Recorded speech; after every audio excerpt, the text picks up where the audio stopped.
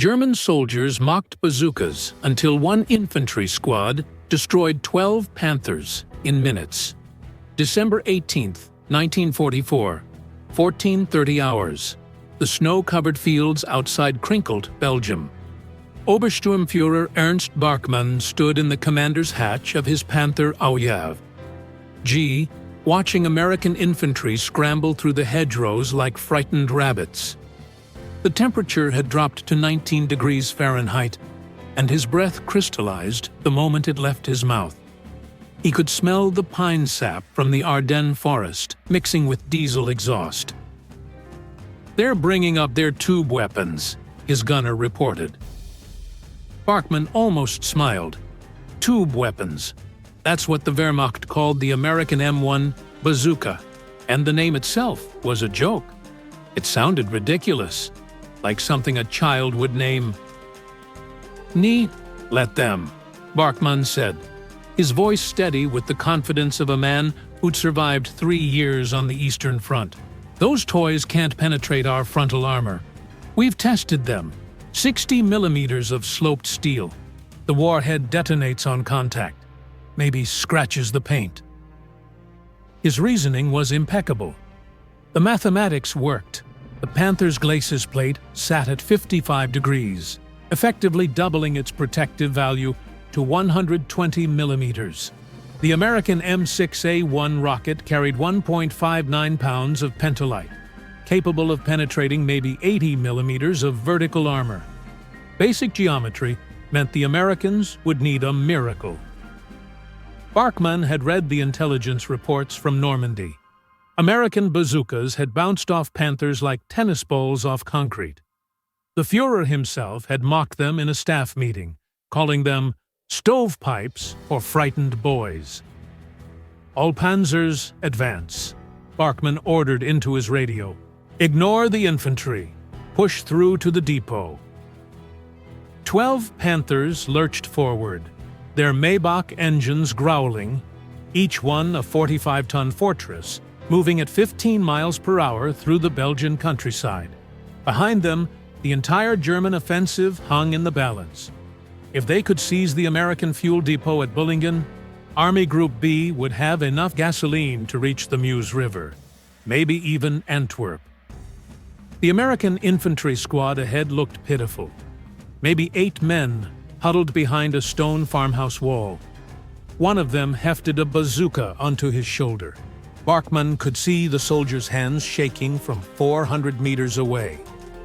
"Pathetic," his loader muttered.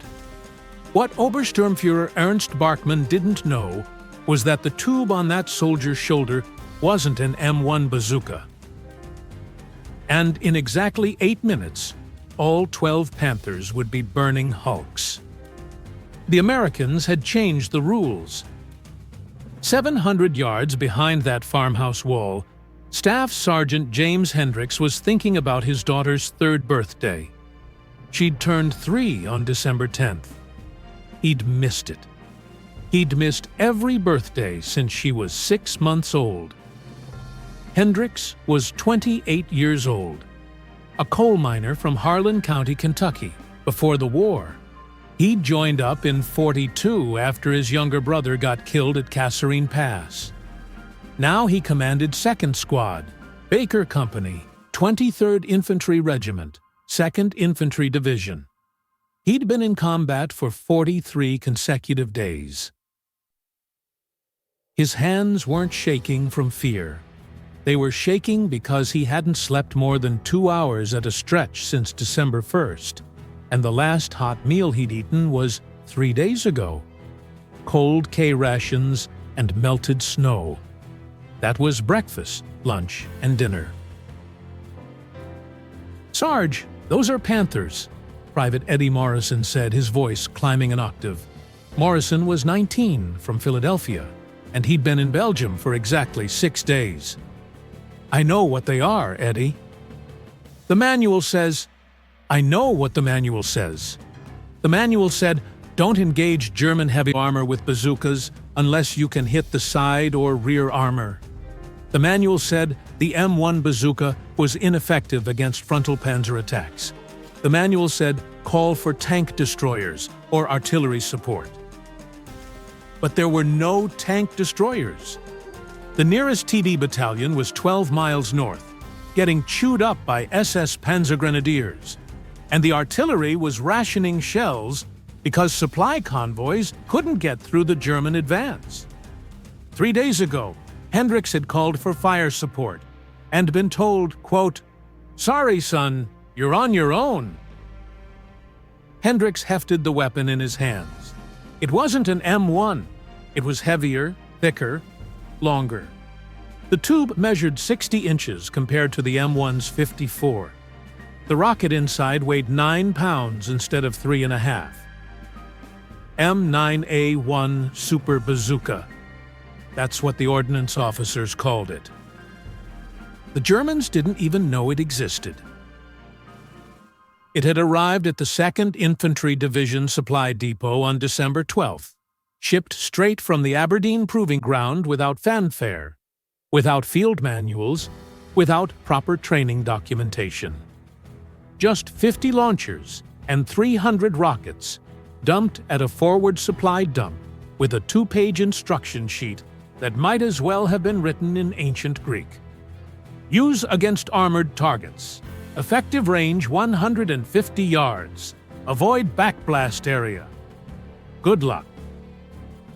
That was it. That was the training. Hendricks had test-fired exactly 3 rockets before the German offensive started. The first one missed a derelict Panzer IV they were using as a target. The second one hit but didn't detonate. The third one punched through the Panzer's frontal armor like it was cardboard and detonated inside the crew compartment. He'd stood there for 5 minutes, staring at the smoking hole, trying to understand what he had just seen. The M9A1 rocket carried 3.34 pounds of Composition B high explosive shaped into a hollow charge. It could penetrate 280 millimeters of armor plate. That was more than 3 times what the old M1 could do. It made the Panther's frontal armor, that supposedly impregnable steel fortress, into tissue paper. But nobody had told the Germans. And nobody had told most of the American army either. The Super Bazookas had been distributed so quietly, so quickly, that half the division didn't know they existed. It was like someone had handed Hendricks a lightsaber and told him to keep it quiet. "Eddie, you got the reload ready?" Morrison clutched the spare rocket like it might explode in his hands. "Yes, Sarge, but..."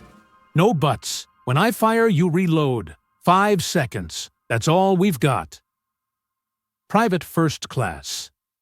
Tommy Chen was sprawled next to them, shivering despite his wool overcoat. Chen was from San Francisco, a Nisei whose entire family was in an internment camp in Wyoming. He'd volunteered anyway. He carried the squad's other M9A1. "Tommy, you see the 2nd Panther in the column?" "I see it." "That's yours. Wait for my shot. 2 seconds after I fire, you fire." 2 seconds. "Not 3, not 1, 2. Chen nodded. His face was gray with cold and exhaustion, but his eyes were sharp. Hendricks had seen Chen put 3 bullets through a running German soldier's chest at 200 yards during the fighting at Elsenborn Ridge. The kid could shoot. Behind them, Corporal Frank DeLuca was digging through the ammunition crates. DeLuca was from Brooklyn, built like a fire hydrant, and he swore in Italian when he was stressed. Right now, he was swearing a lot. "Sarge, we got 12 rockets. That's it, 12. "Then we better not miss. There's 12 Panzers out there." "I can count, Frank." The math was absurd. 12 rockets, 12 Panthers, no margin for error. No second chances. If they missed even once, the Panthers would swivel their 75mm guns toward the farmhouse and reduce it to rubble. Each Panther carried 82 rounds of ammunition. They'd saturate this position with high explosive shells until nothing larger than a fist remained. Hendricks checked his watch. 14:32 hours. The Panthers were 600 meters away now, advancing in a staggered column through the frozen wheat field. He could hear their engines, a deep mechanical rumble that made the ground vibrate. Smoke poured from their exhausts, black and oily. "Everybody else, rifles ready," Hendricks said. "When the Panzers button up, the infantry will come. Panzer Grenadiers, they'll be good. Better than what we faced at Normandy." Private Jackson, the squad's bar gunner, racked around into his Browning automatic rifle. Jackson was from Louisiana, and he hadn't spoken more than 20 words since his best friend stepped on a mine 3 weeks ago. "How many infantry?" Jackson asked. "Does it matter?" "I guess not." The wind picked up, howling across the field, carrying the smell of pine and diesel and something else. Something chemical. The Germans were firing Nebelwerfer rockets somewhere to the north. You could smell the propellant even from miles away. Hendricks's daughter's name was Sarah. He thought about her constantly, wondered if she'd remember him, wondered if she'd grow up thinking her father abandoned her. He'd written 17 letters that he'd never had a chance to mail. They were in his pack, getting soggy from melted snow. "Range?" Chen asked. Hendricks squinted. 400 meters. Wait. The Panthers kept coming. Their tracks chewed through the frozen ground, throwing up mud and ice. Barkman's Panther was in the lead, its gun traversing slowly, scanning for threats. The commander was still standing in the open hatch, confident, exposed. 300 meters. Morrison was praying under his breath. "Hail Mary, full of grace, the Lord is with thee." 200 meters. Hendricks could see the Panther commander's face now. Young, maybe 30. An officer's cap. Iron cross at his collar. The man was surveying the battlefield like he owned it. 150 meters. "Now," Hendricks whispered. He shouldered the M9A1, feeling its weight settle against his body. The optical sight showed the lead Panther's glacis plate, that angled slab of steel that was supposed to be invulnerable. He put the crosshairs dead center, right where the plate met the lower hull. The rocket motor ignited with a sharp crack, and the M9A1 roared. Fire and smoke erupted from the rear of the tube, the backblast creating a cone of superheated gas that would have killed anyone standing behind him. The rocket streaked across the gap in less than a second. No arc, no drop, just a straight line of fire and smoke. It hit the Panther's frontal armor at 400 feet per second. The shaped charge detonated. The physics of a shaped charge are beautiful and terrible. When the M9A1 rocket's nose crushed against the Panther's armor, it triggered a fuse that detonated 3.34 pounds of Composition B explosive. But this wasn't a normal explosion. The explosive was formed into a cone, copper-lined, precisely engineered. When it detonated, it didn't blast outward. It collapsed inward. The copper liner turned into a jet of superplasticized metal, moving at 25,000 feet per second. That's Mach 23. That's 7 miles per second. That's faster than the Panther's steel armor could react. The jet punched through the 60mm glacis plate like a needle through butter. It didn't matter that the plate was sloped. It didn't matter that it was hardened steel. At those velocities, armor doesn't stop penetrators. It parts for them. The jet continued through the plate, through the fighting compartment, through the ammunition storage rack on the right side of the hull. Then it found a 75 mm high-explosive shell. Obersturmführer Bachmann saw the flash. That's all he had time to register. A flash of white light where his glacis plate used to be. And then his entire world turned into fire and pressure and noise that exceeded human comprehension. The Panther's ammunition detonated in a sympathetic explosion, 82 rounds cooking off simultaneously. The tank didn't just explode, it disintegrated. The turret, all 11 tons of it, launched straight up like a rocket, spinning, trailing smoke and flame. It reached 30 feet before crashing back down onto the hull. Barkman and his crew ceased to exist in approximately 0.003 seconds. 2 seconds later, Chen's rocket hit the second Panther. Same result: penetration, ammunition detonation, turret ejection. The commander of that Panther had been buttoning up, ducking into the hatch when the rocket hit. The turret launched upward with him still halfway through the opening, his body separated at the waist. The remaining 10 Panthers stopped as if they'd hit an invisible wall. "Reload!" Hendricks screamed. Morrison's hands were shaking so badly he almost dropped the rocket. But muscle memory took over. He slid the rocket into the breech, locked it, tapped Hendricks's helmet. Up! Hendricks was already tracking the third Panther. The German commander had realized his mistake and was trying to reverse, backing up frantically. But Panthers reversed at maybe 2.5 miles per hour. It was like watching a dinosaur try to run from a meteor. Third shot, third hit, third turret launching skyward. The Germans had no idea what was killing them. The M9A1 produced minimal smoke and flash compared to anti-tank guns. From inside a Panther, buttoned up, with engine noise and radio chatter and the chaos of combat, you couldn't identify the source. You just saw your company commander's tank explode. Then the next tank. Then the next. The 4th Panther's commander made a brave decision. He traversed his gun toward the farmhouse and fired. The 75 mm shell screamed over Hendricks's head and demolished the farmhouse's second floor in a shower of stone and timber.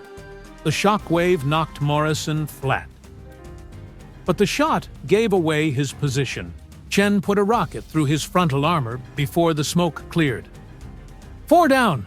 DeLuca shouted, his voice cracking. 8 to go, 8 rockets left. The math was still perfect. Terrifying, but perfect. The surviving Panthers were scattering now, abandoning their column formation, each commander making independent decisions. Some were backing up, some were trying to angle their hulls to present side armor that might deflect the rockets. Some were charging forward, gambling that closing the distance would save them. It didn't. 5th Panther tried to flank left.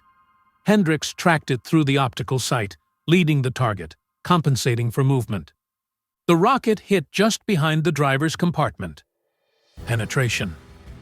Explosion. The Panther slewed sideways, tracks blown off, and began to burn. This one didn't cook off immediately. The crew tried to bail out. The driver made it. The loader didn't. He was halfway out of the turret hatch when the ammunition finally detonated and painted him across the snow, in pieces too small to identify. 6th Panther charged straight at them. 45 tons of German engineering moving at 15 miles per hour, gun firing on the move. The shells were landing closer now, bracketing the farmhouse. One hit the stone wall, blowing a gap 3 feet wide.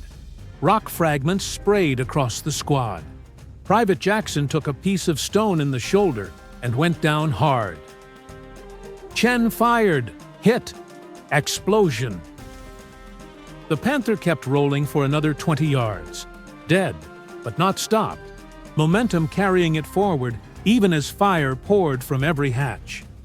It finally lurched to a halt 30 meters from the farmhouse wall, close enough that Hendricks could feel the heat from its burning interior. 6 down, Hendricks said.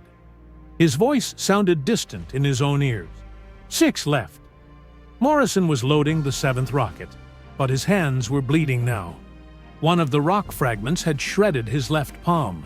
He didn't seem to notice or care. The remaining Panthers had made a decision. They were retreating, backing up, laying smoke, trying to create distance and obscuration. White phosphorus shells were landing around the farmhouse, generating clouds of thick white smoke that burned at 5,000 degrees Fahrenheit. But the smoke worked both ways. The Panthers couldn't see what they were shooting at, and Hendricks couldn't see them. "Frank, get on the roof," Hendricks ordered. "Spot for me." DeLuca scrambled up the ruined farmhouse wall like a monkey, finding handholds in the shattered stone. He reached the roof, what was left of it, and pulled himself up. Immediately, German machine gun fire started snapping around him. MG-42S, the weapon the Americans called Hitler's buzzsaw, because of its 200 rounds per minute rate of fire. DeLuca dropped flat and started calling coordinates. 2 o'clock, 300 meters, backing up. He's almost into the tree line. Hendricks swiveled right, searching through the smoke. He caught a glimpse of Panther number 7, just a shadow in the white clouds backing into the pine forest. He fired. The rocket disappeared into the smoke. For 2 seconds, nothing happened. Hendricks thought he'd missed. Then the smoke lit up orange from inside. The detonation echoed through the valley. "Hit!" DeLuca screamed. "That's 7! 5 left! They're running!" But running was relative. Panthers in reverse were still dangerous. They had rear-facing machine guns, and they were radioing for help. Somewhere back in the German lines, artillery observers were getting coordinates for this farmhouse. Somewhere, Luftwaffe spotters were scrambling fighters. The clock was ticking. 8th Panther made a mistake. Its commander tried to use a slight depression in the ground as cover, backing into a shallow ravine. But that meant exposing his thinner belly armor as the tank angled backward. Chen didn't hesitate. The rocket went low, hit the underside of the hull where the armor was only 25 millimeters, and the Panther split open like an egg. 4 Panthers left, 4 rockets left. "They're getting smart," DeLuca shouted from the roof. "They're putting trees between us." The remaining Panthers had reached the forest edge and were backing into the pines, using the trunks as obstacles. It was smart. It was desperate. It was too late. 9th Panther backed behind a thick pine. Hendricks couldn't get a clean shot, so he did something the manual definitely didn't recommend. He aimed at the tree. The rocket hit the pine trunk 3 feet from the Panther. The shaped charge detonated, and the superplasticized copper jet continued through the wood like it wasn't there. It emerged on the other side, traveling maybe 20,000 feet per second instead of 25,000, slightly degraded, but still more than enough. It hit the Panther's side armor. Penetration, explosion. 8 down! Morrison was laughing now, a high-pitched, hysterical sound. 4 rockets! 4 Panzers! But the last 3 Panthers had learned.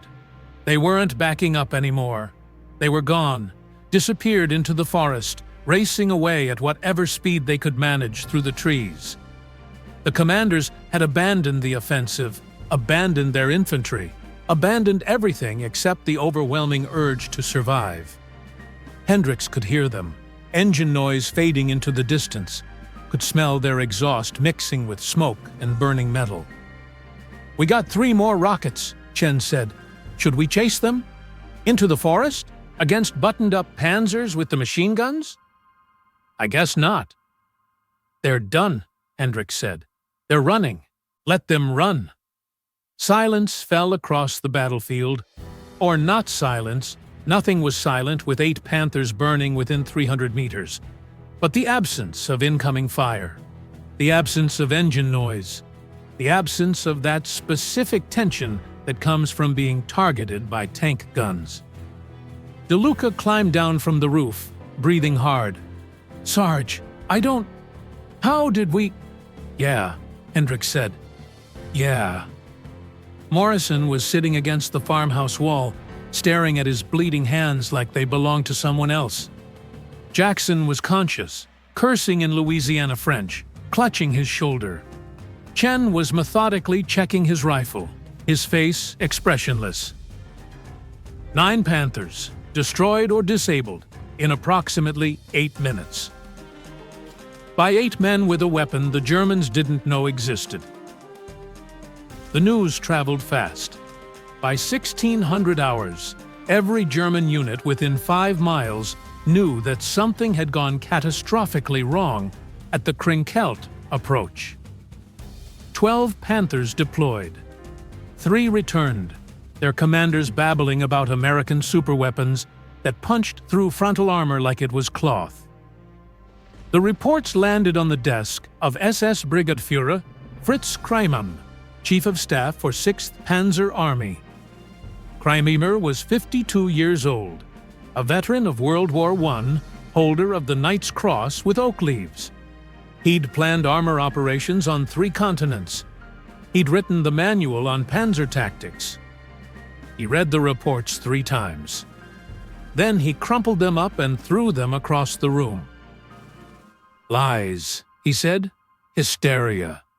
The Americans have no weapon capable of this." His aide, a nervous Hauptmann named Dietrich, picked up the papers. "Sir, 3 separate tank commanders confirm." They panicked. They saw artillery strikes and mistook them for infantry weapons.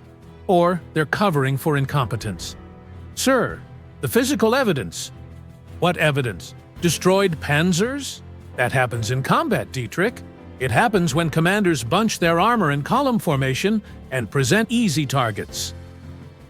But in his gut, Kramer knew something was wrong. He'd seen the hole in the glacis plate of one of the returned Panthers. Perfectly circular, maybe 4 inches in diameter. Edges melted, not blown. That wasn't what artillery damage looked like. That was a shaped charge. But shaped charges that could defeat Panther frontal armor didn't exist. The British had tried. The Soviets had tried. The Americans had tried. All had failed. Except now, apparently, they hadn't. Kramer pulled out a map. The Krinkelt position was critical. It guarded the northern approach to Bullingen and the fuel depot. If they couldn't push through there, the entire offensive would stall. And Field Marshal Model had made it very clear. The offensive could not stall. Everything depended on speed, on breaking through before the Americans could react. "Diet, send another probe," Kramer ordered. "Panthers and infantry. But this time, have the panzers engage from long range, 1,000 meters. If the Americans have a new weapon, we need to understand its effective range. And if it works at long range, then we adapt." But Kramer's confidence was cracking. You could hear it in his voice. The Germans had built their entire tactical doctrine around armor superiority. The Panther was supposed to be invulnerable to American infantry weapons. That was the whole point. That's why you could advance Panthers through contested terrain without massive infantry support. That's why 12 tanks could push toward an objective without saturation artillery preparation. If that assumption was wrong, if American infantry could kill Panthers at will, then every tactical calculation had to change. The second probe came at 1730 hours, just as twilight was settling over the Ardennes. 6 Panthers, this time approaching from the east, staying at extreme range. They positioned themselves behind berms and ridges, exposing only their turrets, and began dropping high explosive shells onto the farmhouse from 1,200 meters away. Hendricks watched from a basement window that was barely more than a crack in the stone foundation. The Germans were being smart now, cautious, using their range advantage. "Can we hit them from here?" Chen asked. "No, maybe 200 meters maximum with any accuracy. They know it too." "So what do? We wait." The shelling continued for 20 minutes. The farmhouse absorbed dozens of 75 impacts. The second floor collapsed completely. The roof caved in. 2 of the squad's rifles were buried under rubble. But the Germans weren't advancing. They were testing, probing, trying to force the Americans to reveal their capabilities. Hendricks didn't take the bait. Finally, as darkness fell, the Panthers withdrew. They'd learned what they needed to learn. American infantry had some kind of enhanced anti-armor weapon with effective range under 300 meters. Dangerous at close range. Manageable with proper tactics. Kramer received this report with grim satisfaction. So, a Super Bazooka. Probably improved shaped charge warhead. The Americans finally figured out what the British have been trying to tell them for 2 years. Orders, sir? Revised engagement doctrine. All Panthers maintain minimum 500-meter standoff when engaging infantry positions. No more close assaults without infantry screening. And get me intelligence on this weapon. I want to know how many the Americans have, what their production capacity is, where they're deployed. The orders went out at 2100 hours. Within 3 hours, every panzer commander in the Ardennes had received the update. American infantry now possess enhanced anti-tank capability. Maintain distance. Adjust tactics. But intelligence gathering in December 1944 was not what it had been in 1940. The Luftwaffe was barely flying. German agents in America had been rolled up by the FBI. Supply manifests and production reports were simply not available. So the German High Command had to guess, and they guessed wrong. They estimated the Americans had maybe 200 of the new weapons, distributed across elite units. They figured it was a new experimental model, limited production, probably temperamental and unreliable. The actual number was closer to 14,000, with production ramping up to 1,000 launchers per day at 3 different factories. By Christmas, there would be an M9A1 Bazooka in every infantry squad in Europe. By January, they'd be standard issue in the Pacific Theater too. But in late December, the Germans were still operating on bad intelligence, and bad intelligence kills. December 21st, 0800 hours. A company of Panther tanks from 2nd SS Panzer Division approached the town of Stoumont, confident that they'd adapted to the new American threat. They maintained proper spacing, kept infantry close, engaged at long range. An American rifle platoon armed with M9A1s had dug in among the town's ruined buildings. The Germans couldn't maintain long-range standoff in urban terrain. The streets were too narrow, the sight lines too short. 7 Panthers entered Stoumont's main street. 4 made it back out. December 22nd, near Manhay, Panthers supporting an infantry assault bunched up at a crossroads. American bazooka teams hit them from 3 directions simultaneously. 6 destroyed. The survivors abandoned their vehicles and fled on foot. December 24th, Christmas Eve. Panther Battalion, attempting to relieve the German forces at Bastogne. They ran into elements of the 101st Airborne, who'd received a shipment of M9A1s 3 days earlier. 9 Panthers lost before the Germans realized what they were facing. The pattern repeated across the Ardennes. Every German armored thrust met the same deadly response. The Panthers that had seemed invincible in November were burning wrecks by Christmas. On December 26th, Fritz Kramer sat in his command post with a bottle of schnapps and a stack of casualty reports. The numbers were devastating. In 8 days of fighting, 6th Panzer Army had lost more armor to infantry weapons than in the previous 8 months combined. "It's not just the weapon," he said to Dietrich. "It's what the weapon does to our tactics. We can't concentrate armor. We can't mass for breakthrough. Every time we bunch our panzers, American infantry tears them apart. And if we don't bunch them, we don't have enough combat power to break through their lines. Can we counter it? Needy Kramer laughed bitterly. How? Issue every panzer commander a magic talisman that deflects shaped charges? The armor doesn't work, Dietrich. Our beautiful, expensive, carefully engineered Panther tanks have armor that doesn't work against an infantry weapon that costs maybe $50 to manufacture. What do we tell Berlin? We tell them the truth. We tell them the offensive has failed. We tell them we lost because the Americans changed the rules, and we didn't notice until it was too late. But that conversation would never happen. Field Marshal Model refused to acknowledge failure. The offensive ground on for another 2 weeks, eating up irreplaceable panzer battalions, burning through the last of Germany's strategic reserves. And all because of a tube weapon that sounded ridiculous. Staff Sergeant James Hendricks received a Bronze Star for his actions at Krinkelt. The citation mentioned exceptional gallantry under fire and innovative tactical employment of weapons systems. It didn't mention that he'd fundamentally changed armored warfare. That wasn't his goal anyway. He just wanted to live long enough to see his daughter turn 4. The M9A1 Super Bazooka remained in frontline service until December 1945, eventually replaced by the improved M20 model. But the principle remained the same: shaped charge warheads that could defeat any armor in existence.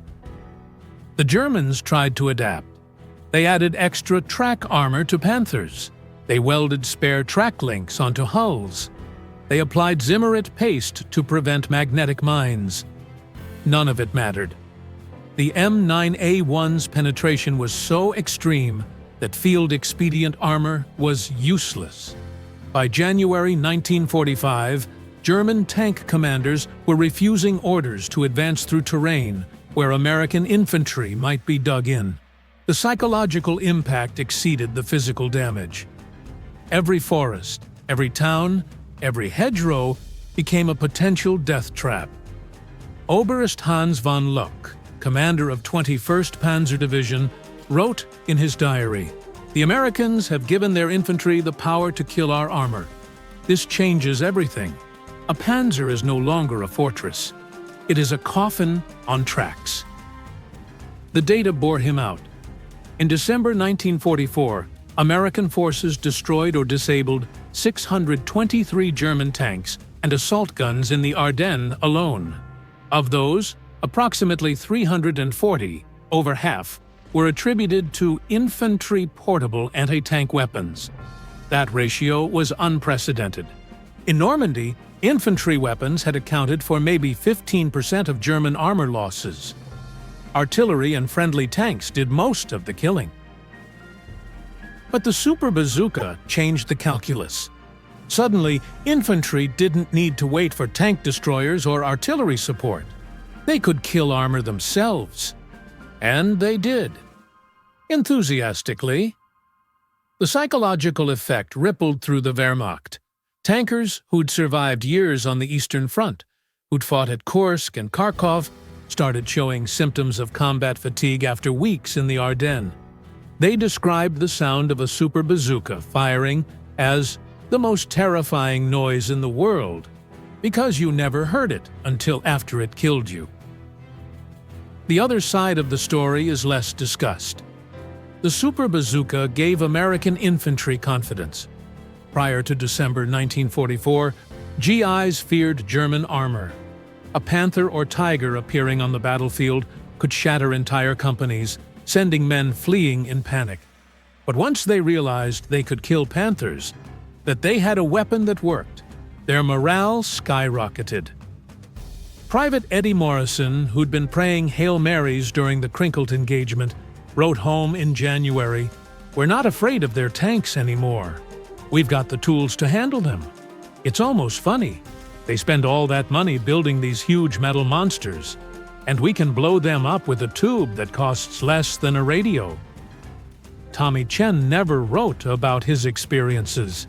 He survived the war, returned to San Francisco in 1946, and never spoke about combat. But his daughter later found a diary entry from December 25, 1944, Christmas Day, written in a dugout near Elsenborn Ridge. 5 more Panthers yesterday. I don't feel anything when I fire, just the recoil and the flash, and then the explosion. It's become mechanical.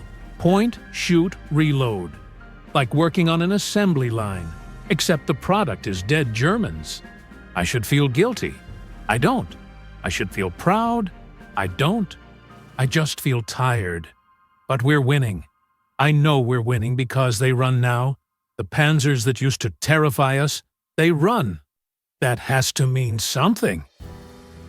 It meant everything. The German Ardennes offensive collapsed in early January 1945.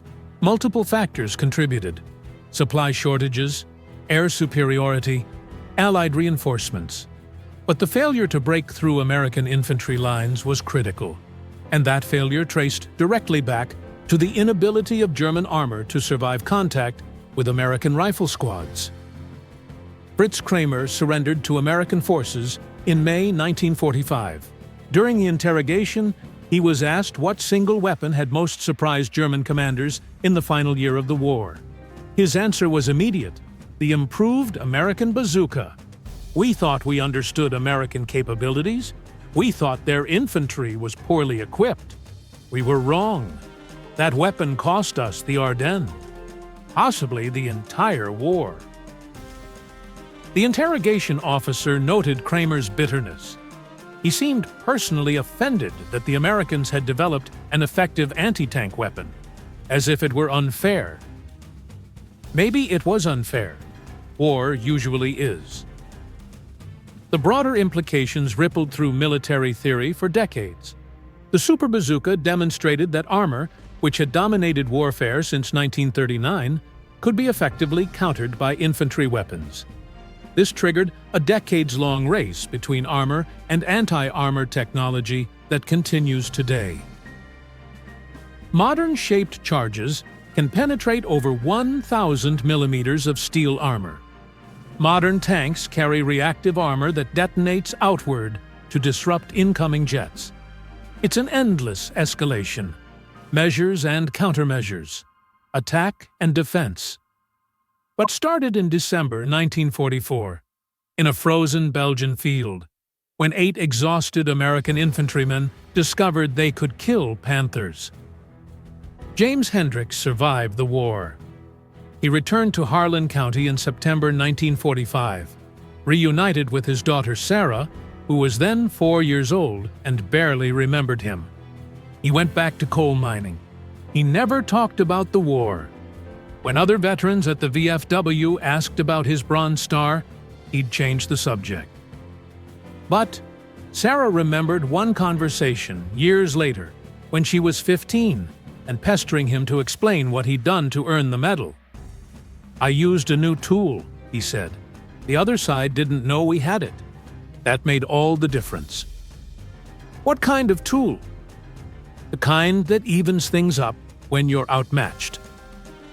She didn't understand at the time, but later, after she'd read the history books and the after-action reports, she understood.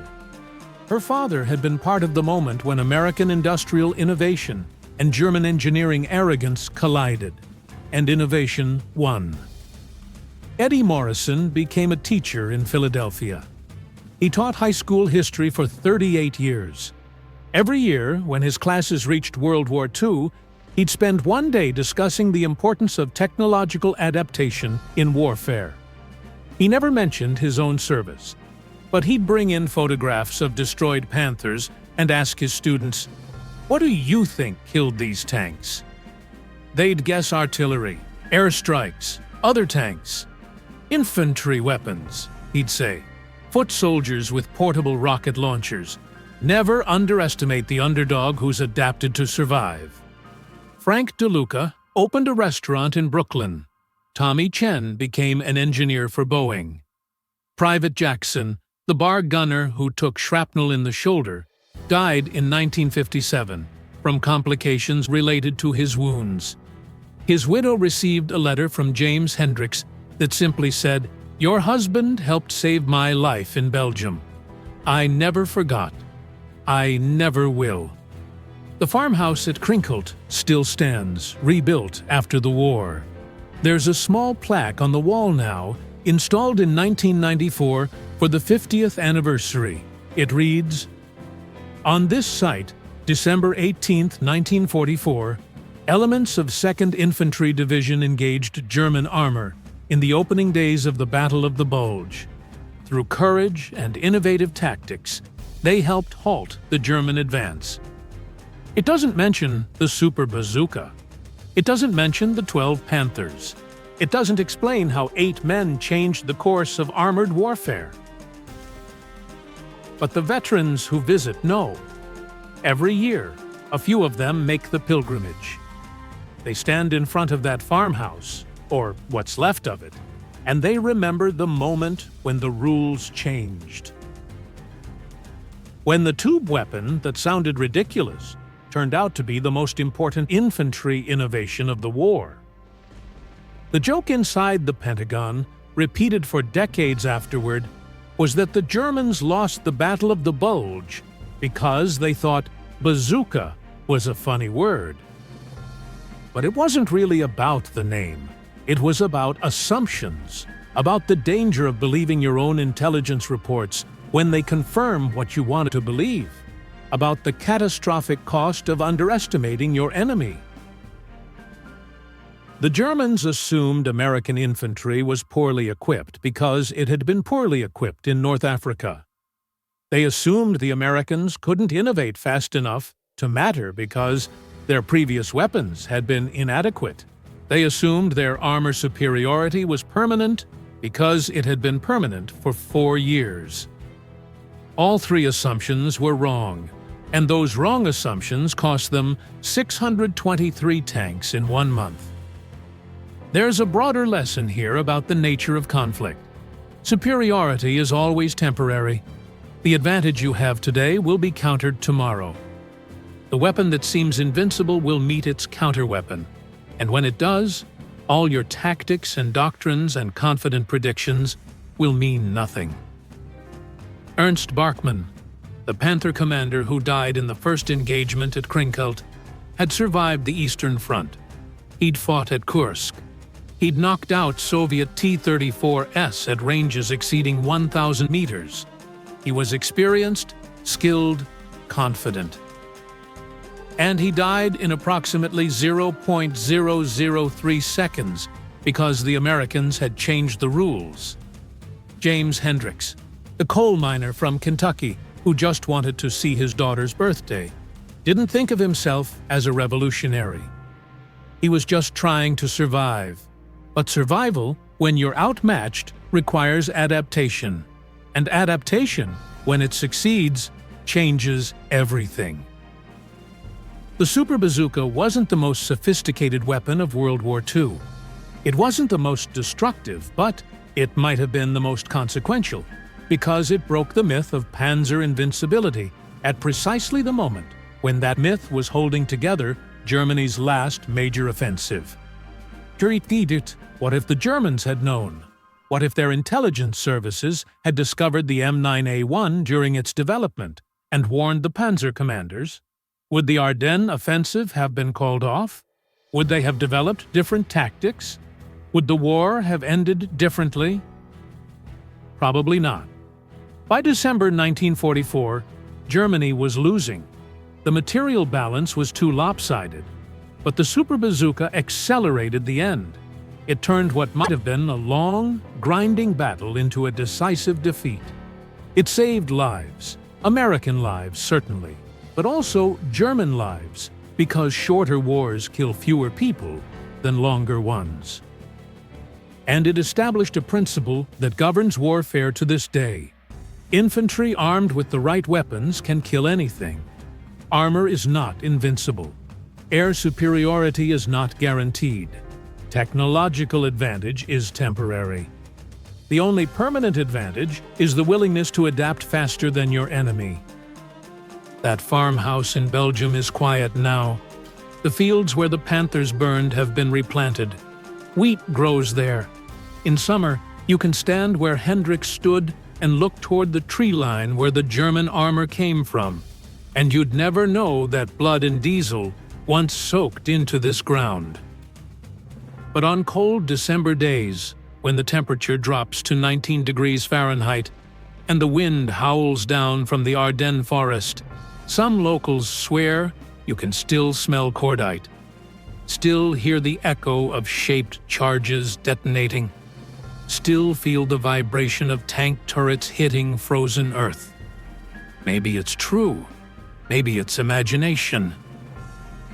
But the lesson remains, carved not in stone but in historical record. Never underestimate the underdog with a new tool. The Germans mocked bazookas. They called them toys, stovepipes, tube weapons that couldn't threaten real armor.